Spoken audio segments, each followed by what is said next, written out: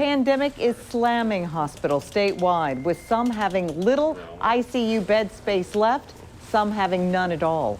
The ability to treat these patients is getting more difficult for health professionals.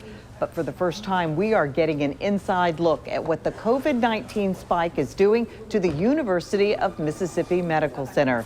12 News' Alex Love spoke to doctors on the front line today. Alex?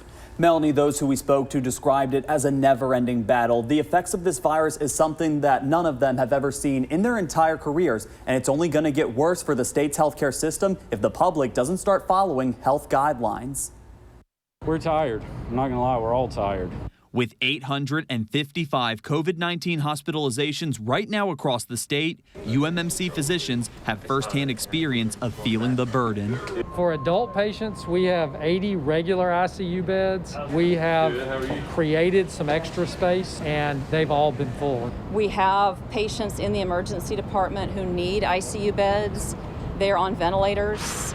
Some of them have been down in our emergency department for close to 24 hours. With all these patients comes the issue of staffing enough people, and it's a struggle to keep up with capacity. Resources are sometimes strapped. You know, a nurse to patient ratio that's not always what we would like it to be.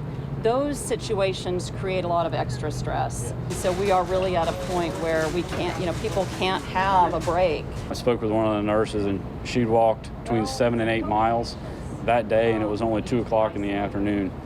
These patients require a lot of care, so by the time you work so hard on people and they continue to die, it's emotionally exhausting.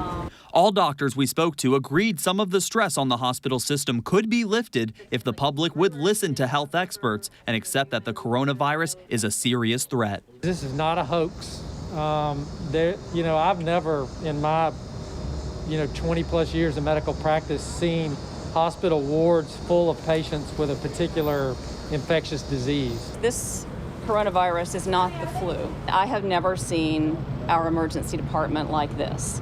We have never had to have an area of the emergency department dedicated to flu patients. I think the flu is much more predictable, whereas coronavirus seems to be affecting people who are otherwise healthy and middle-aged, in some cases having devastating effects. As we reported earlier this week, UMMC and other hospitals have already been forced to turn patients away, sending them as far as out of state due to a lack of bed space, adding an extra wait time for treatment by as much as 4 to 5 hours.